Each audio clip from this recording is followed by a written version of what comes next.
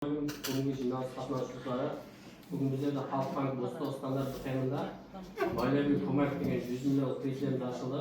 Физикалық шахстарға береді. 25%, 36 бюджетке. Оған залог пенен тұрар һәм натурал жайлар һәм автотранспорт васиталарын қойып кредит алуыңызға болады. Кредит мөлшері 36 айға, пайызы 25%-ден 36 бюджетке ажыратылады.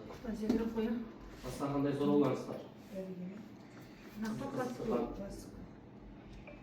Бұл нақты беріле ме, я...